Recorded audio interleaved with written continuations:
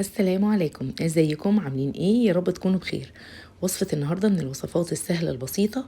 يعني هنعمل غدوة سهلة وبسيطة جدا يا جماعة في وقت قياسي جدا، وفيها خطوات كتير قوي قوي، وفيها كذا وصفة هتعجبكم جدا جدا لو انتي بتدوري على وصفة غدا تنجزي فيها وتعملي اكلك بسرعه. وانت مش يعني وكذا فكره برضو حلوه تقدري تاخدي منها افكار، يعني لو جالك ضيف او انت عايزه تعملي لولادك. تعالوا بقى نبتدي مع بعض. طبعا انا جبت الفراخ بتاعتي وغسلتها وقطعتها كده زي الفراشه، زي ما انتم شايفين. عايزه انت تقطعيها تمام، عايزه بتاع الفراخ يقطعها لك تمام برضو.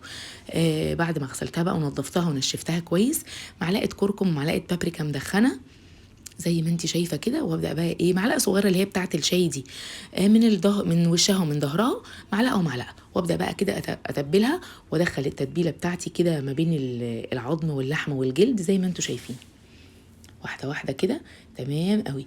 واجيب بقى الفرخه التانية بتاعتي برضو. بصي بقى، انت طبعا هتعملي على قد افراد العيله. كل واحد بيعمل يا جماعه على قد افراد الاسره بتاعته زي ما انت شايفه. بصي، عايزه تجيبي وراك متقطعه وتعملي اعملي، عايزه تجيبي فراخ بيضه ماشي، عايزه تجيبي فراخ بلدي، كل حاجه متاحه بالنسبه لك. الاسهل والاوفر ليكي اعملي.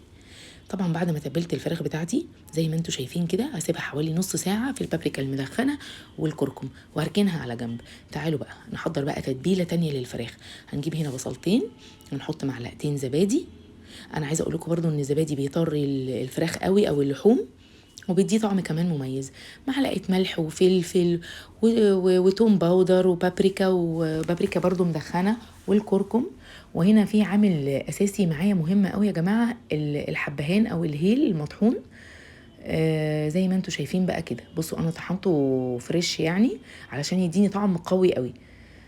طبعا عشان اطحنه حطيت شويه نشا معاه او حبه دقيق صغيرين قوي عشان يقدر يطحن معايا في المطحنه وياخد الشكل ده. وحطيت برضو توم باودر، وانزل بقى بشويه صويا صوص. انتوا عارفين ان انا بحب استخدم الصويا صوص تقريبا في معظم اللحوم والفراخ بتاعتي. وحطيت شويه زيت صغيرين قوي. عايزه وهضربها بقى هنا كده في الخلاط وهنعمها جدا. انا عايزه اقول لكم كمان ان يعني الاكله دي ممكن تبقى اكله صحيه جدا للناس اللي هي بتعمل دايت، او ما يعني او بتحافظ على وزنها، او عندها كوليسترول عالي. فتقدري بقى ايه تعملي الاكل ده يبقى سهل وبسيط وما فيهوش كمان نسبه دهون كبيره. بصوا بقى، حطيت معلقه صلصه كده كبيره،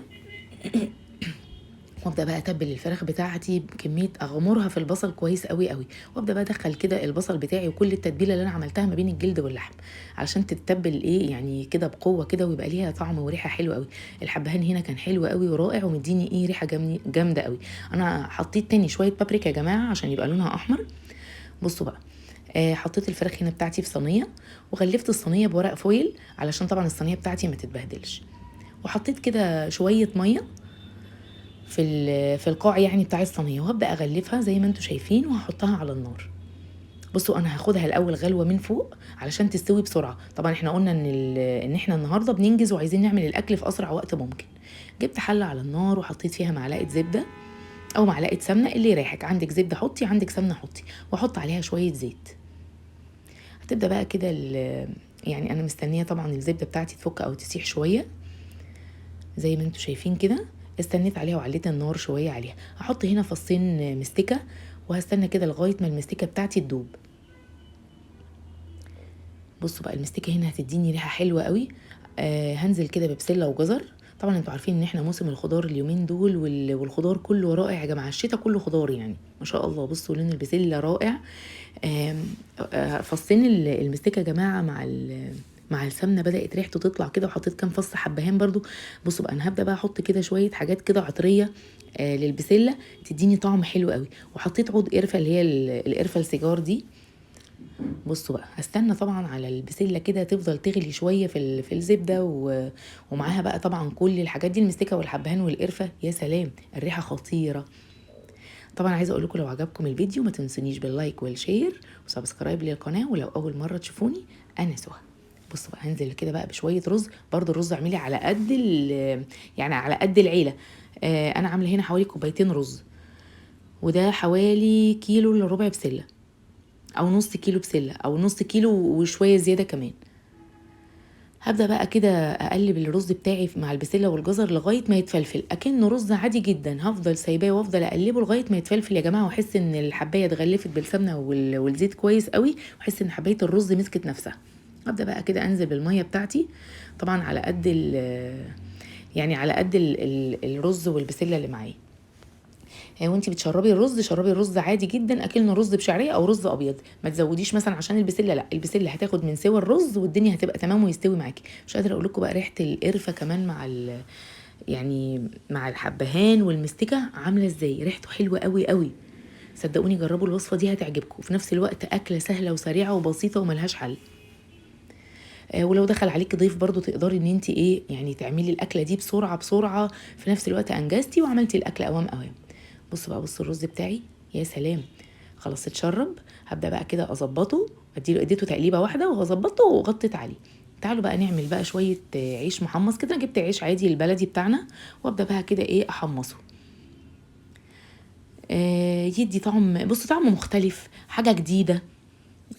مع مثلا مع اكله زي ديت، انا بديكي افكار كلها سهله وبسيطه لغدا. عايزه تعملي مثلا غدا ليكي بسرعه، البنات اللي هم المبتدئين لسه في المطبخ والبنات الحلوين اللي لسه متجوزين، تاخدي كده افكار من الحاجات دي تبداي تعملي كده اكلك بسرعه. مش هياخد معاكي وقت. بصي بقى، حمصنا كده شويه العيش دول القمر، مش قادره اقول لكم يعني طعمهم بقى، وطعمهم هيبقى مع الفراخ دي هيبقى عامل ازاي. الفراخ يا جماعه بعد ما خدت حوالي نص ساعه على النار من فوق، دخلتها الفرن، شلت الورق الفويل ودخلتها الفرن على درجه حراره 240، طبعا على اعلى درجه. دخليها بقى علشان ايه تستوي معاكي بسرعه. خلاص انا كده حمصت العيش بتاعي في الزيت وخلاص. بصوا بقى، كان عندي يعني كان عندي بهارات كنت جايباها من عند عطار في الحسين، اللي هي بهارات البطاطس. بدأت بقى كده ارش عليها شويه، او بهارات الشيبسي، زي الدوريتوز كده، نديها طعم كده ونكهه زي الدوريتوز، او حاجه برضو جديده ومختلفه، ومش يعني مش تقليديه، ومش الاكل اللي هو التقليدي بتاعنا. بصوا بقى الفراخ بتاعتي استوت، بدات اخد بقى كده من نسبه الدهون اللي نزلت في الصينيه، وهدهن كده الفراخ بقى تدي لمعه بس. مش قادره اقول لكم ريحه الفراخ عامله ازاي، والاكل كله كان حلو ازاي. طبعا اعملوا الاكل لاولادكم بحب، صدقوني كل الاكل هيطلع من ايديكم وبنفسكم الهايل، حاجه حلوه جدا. يا سلام يا سلام، مش قادره اقول لكم كانت الريحه عامله ازاي، وخلصت مفيش والله يا جماعه في ساعه او في ساعه الا ربع. وبألف هنا وشفا، ويا رب الوصفة تكون عجبتكم وتكون سهلة وبسيطة، وأكون فدتكم بشيء. بصوا بقى، غرفنا الرز بتاعنا والأكل بتاعنا كله استوى، وطبق سلطة جميل كده جنبه، وبألف هنا وشفا.